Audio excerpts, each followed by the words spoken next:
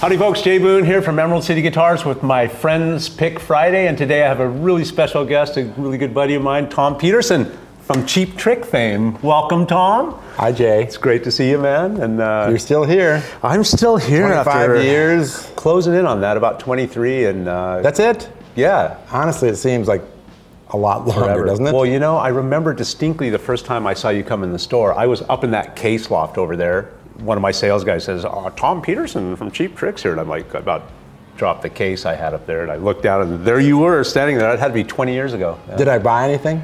Oh, probably. When haven't you bought anything? You didn't have anything. You never have anything. I can't believe it. Back in those days, you were buying a lot of the Epiphone cornets. Those really cool. Oh, really? Gibson made, yeah. I've got to get one. Yeah. I must have gotten rid of them all.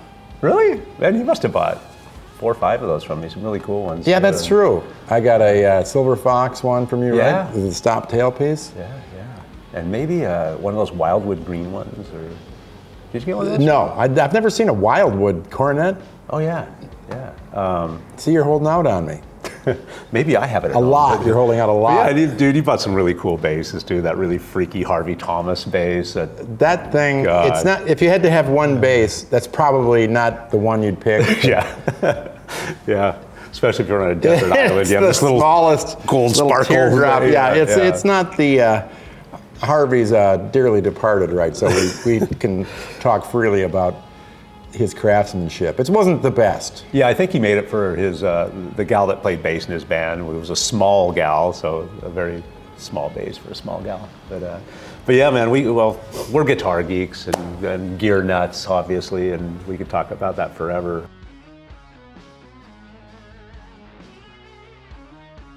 I've always been a huge fan of your band, and I've seen you guys numerous times, and thanks for all the guest passes and all that over the years. But you guys are just one of those bands that, you know, from the first time I saw you to the most recent time, over the span of probably at least 30 years, you guys still... We're better?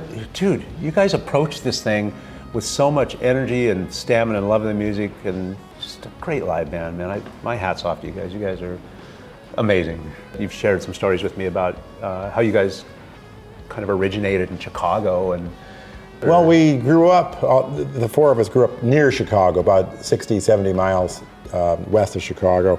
So we were kind of in between Madison, Wisconsin, Milwaukee, and Chicago. Gotcha. We were equidistant, basically. So we started playing. We didn't really play a lot at first in the city of Chicago. That was for more established groups, right. And so we would play all sorts of, a lot in Wisconsin, an hour or two of course, in each direction, or whatever, Iowa, yeah. Minnesota, North Dakota, a lot in Wisconsin. Our management for years was based out of Madison, Wisconsin. And what was the name of the band? Was that the band as we see it today? Well, yes, it was. Yeah, there was right. Another group that Rick and I were in before that called Fuse. We were based there. So really from the 60s on, Rick and I started working together. We went to England together in '68. After I graduated high school right then, and then we went to England, and then we started working together right in '69 and put a band together, and we got a record deal just unexpectedly. Fuse? Yes. And did you and Rick go to school together? We went to high school together. Yeah. Well, we were in the same high school. I didn't really hang out with him. I knew who Rick was because he was in all these cool bands and stuff. And then we kind of had competing groups, and everybody was kind of competing with each other. That was people that were in bands, or there were people that were into sports. Yeah. And it was never the twain shall meet. At that time, anyway. Now they seem to meet a lot, but at that time it was 2 distinct camps, right? Yeah, and usually the people that were into sports were much better at beating up the people that were in bands. Sure. So you know how man. that is. Yeah, the long hairs. Yeah, that's what you get for having long hair. That's right. Get Getting all the chicks with your guitar. Thanks, dude. Yeah. So you and Rick kind of went over there to explore the music scene, or just take a little post? London in 1968. Are you kidding? Man, yeah. We were at the Marquee Club every night. We saw all sorts. It was great. We saw Jethro Tull, all sorts of different groups. And it was just nothing to them that these people were so. They were such good players. It was ridiculous. And it's a pretty concentrated area too. Man! And then we'd known that from the a few years earlier, since the British invasion. Sure. You couldn't beat it. But man, we were just shocked. We just went everywhere we could. But Beggar's Banquet came out right then, and so did the White Album. And we heard them first in the Roundhouse. They played in between acts over the sound system, and we were just in complete ecstasy. Yeah. So you guys are on a tour now. You guys played a couple nights ago out here in the Northwest, and yeah, we love it up here. We want to come here more often. Too bad it's not on the way to any place that we normally would go. Well, the way to Vancouver, BC. Russia. If we're on the way to Russia, it's right up the road. Alaska, right up the road. Yeah. Well, Seattle loves great. You know. Yeah. Seattle loves you guys. No, we're here quite a bit. Yeah. I wish we were here more. I love it here. So what do you guys got going on now? I mean, you guys continue to put records out. I know that. Yeah, we were just you're touring and. Well, in the last 2 years, we put out 3 studio LPs, including a Christmas record. Busy. And then now we're just finishing another LP, all original stuff, and that'll come out probably the first of the year. Great. So it's a little late now. And what do you guys? Where do you record your records these days? We record kind of all over. We just were in Los Angeles, and we recorded in a studio that they mixed the wall, the Pink Floyd wall, in. It's some little hole in the wall on Hollywood Boulevard. It was great. One of my favorite things to do is reminisce with guys that have been doing this for a long time, and it's always, wow, I remember I bought that for $250, and it's $32,000 now, and it's... Well, we're always looking, really, I mean, for me in particular, looking for instruments that I can use to record. Yeah. And if I really don't use them for whatever reason, it doesn't mean they're necessarily bad instruments if I trade it away. It's just that, I don't need this, or I've got a couple different, whatever, Rickenbacker 12 strings, or I need, and then I just kind of trade or try to trade up or get something that's, maybe it's in a custom color, like, okay, I'd rather have the custom color one if it sounds better. Yeah, so you can kind of change it. If it sounds worse, no, then I'd rather have the, the Sunburst P-Bass. So how many instruments do you think you have in your collection? I don't know. I mean, it's not really technically a collection because it's really stuff that I use. Using. Yeah. Yeah, and anything that sits around in a case or goes into storage or something, it's like, why do I have it? It's somewhere where something might happen to it. You'd have to insure it, and then you're thinking, like, God, I've had that guitar for 20 years in storage. And it's lonely in storage. It cost me $1,200, and I've paid $2,500 to insure it. And it's like, I'm not making out on this in any way, So it's a weird thing because you can't. I mean, it's not like if you collected cars or something where they take up all the space. They don't take up that much space, but on the other hand, so it's kind of what do you do with the cases? Even if you use them, you don't use the cases constantly, but you still can't throw it away, so then you're stuck with, where do I store all these friggin' cases? And then what do I do? And then you know. So you haven't been able to keep up with Rick in terms of, I know he had a massive collection of he's got lots of stuff. And he really bought most of that high-end stuff when it was new back in the day. or used, like in the early 70s and stuff. Then 60s, of course. So, in the 60s, they were just used instruments. It didn't mean anything to have it in 1965 to have a 1960 Les Paul. It's like, that thing's no good. $500. Yeah. And I even remember those days of the custom color Jaguars and Jazzmasters for a couple $100 and Bursts for $3,000, and I don't even know that they weren't even that high. Remember, that was a lot, Yeah, honestly, if you're, But before my time, a little bit. I mean, I'm an old guy, but if you're making, if it $50 a week, something was. I remember. I always killed me to this day. There was a custom color Thunderbird 4, which is the 2 pickup version, a 64 reverse Thunderbird, original all white. And I was just talking about it today, and it always killed me, like, oh God, and it was $1,200. So it might as well have been $1 million. If you're making $50 and that's it. It takes a long time to save up $1,200 out of $50 a week. Yeah. So let's see, that's 50 cents a week you can save. What does that amount to? Well, it sounds ridiculous, but I couldn't have gone around and just start buying everything. Looking back on it. Yeah, we look back and like I should have bought all these Les Pauls. Well, I didn't have $500 back then. Maybe if you'd bought all the Les Pauls, Eric Clapton and Peter Green wouldn't have been able to get one, and then they never would become popular, and now they'd be still worth $500. Yeah, and then I would have probably sold them a few years later for $800 or something. You hear once they hit all sorts of different. I remember when they were $1,500 for like, I was like, oh my God, $1,500. Then they went to like $10,000. I remember George Gruen had $10,000. Yeah. If I had a Les, I would have sold it in a second. Yeah. At that time for $10,000. It's yeah. And when would you have stopped? Then they were $50, and then it was $250, and then I'm not even sure what it is. I'm not in the market for those type of instruments. Yeah, I remember even when I opened my doors 23 years ago, a guy brought a burst in, and he wanted $25,000 for it. It's like, and I'm like, where am I going to get that kind of money? Yeah, come on. I'm like, dang, you know. And if you had one, would you have sold it for $25,000? Yes. Yeah, of course. Me too. Yeah. So I wouldn't have mattered. You're playing the cool Gretsch now that I've got a Gretsch custom-made 12-string bass. That thing looks so cool on stage. Oh man. White Falcon style. Yeah, it's big on you, man. It's like, ugh. But God, it sounds great too. You've always had that wall of sound going on, and you know, you're one of the bass players that I always love seeing that was using like 412 cabs and high watt heads and orange heads and things like that. And it's like, man, it's just that wall of sound, you know. It define you guys' sound. It's like our sound is just one big guitar. You're a family man, and that's right. I think last time you were here with the kids, Lila got a cool guitar. Oh, she got the floral telly from you. That's right. That's right. Not a '60s one. That's a little rich for our blood. Yeah, for but that. Great guitar, man, and she's recording and.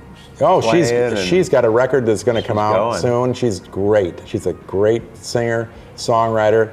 She's been playing piano for since she was 6 years old. Now she plays guitar and bass, and she's so good that it's shocking.